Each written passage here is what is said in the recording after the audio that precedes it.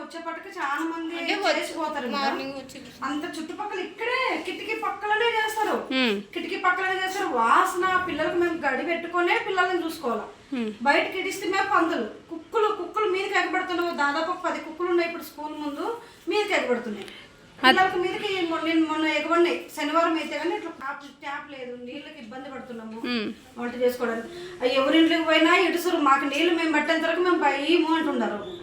ఇంక చాలా దూరం ఇండ్లు దూరం ఉన్నాయి మా స్కూల్కి. ఏ ఇంట్లో దగ్గరలో ఒక్క ఇల్లు ఒకటే దగ్గర ఉంది. వాళ్ళు పట్టుకున్న తర్వాత నీళ్ళు వస్తే ఇడుస్తారు, లేకపోతే లేదు.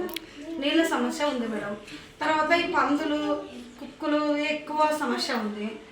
దాదాపు మేడం 35 మంది 40 మంది దగ్గర పిల్లలు వస్తారు మేడం. ఒక్కొక్క రోజు 30, ఒక్కొక్క రోజు 35, 40 అట్లా వస్తూనే ఉంటారు మేడం పిల్లలు.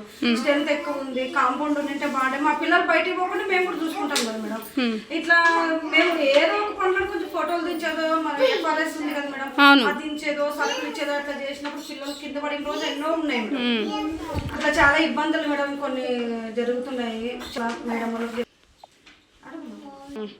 మేడం ఇంకోటి, వర్షం వస్తే రావడానికి లేదు మేడం, పిల్లలకి రావడానికి లేదు.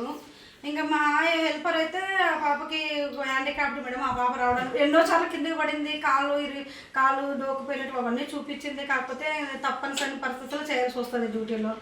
ఇంకా ఆ పాపది అయితే అట్లా ఉంది. వర్షం వస్తే రోడ్డే కాదు మేడం, అంత గలీజ్గా ఉంటుంది. రోడ్ ఎంబడి అక్కడి స్టార్ట్ ఇక్కడ వరకు కూర్చుంటారు బాత్రూమ్కి. వర్షం వచ్చిందంటే బాత్రూమ్కి ఆ మూల నుంచి ఇక్కడ వరకు కూర్చునేదే. ఇంకా ముక్కు ఇట్లా పెట్టుకొని రావాలా. ఆ పిల్లలు అయితే దాంట్లో పడతారో తెలియదు, ఆ గుంతలో పడతారో తెలియదు అన్నట్టు ఉంది మేడం ఇక్కడైతే పరిస్థితి. పిల్లలకు కూడా అట్లా ఉండడం వల్ల వ్యాధులు వస్తాయి మేడం.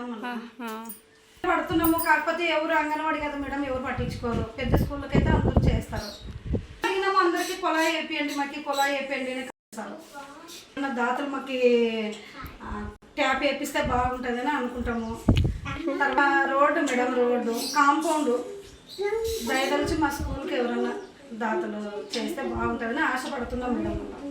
వేరే కౌన్సిలర్ కానీ లలితమ్మ మేడం కూడా కొంచెం ఆలోచించి మా స్కూల్ పైన దృష్టి పెట్టి ఆమె కూడా ఏమన్నా సాయం చేసి ఒకరి కాంపౌండ్కి అభివృద్ధి చేస్తే అట్లా దృష్టిలో ఉంచుకుంటే బాగుంటుందని అనుకుంటున్నాం మేడం.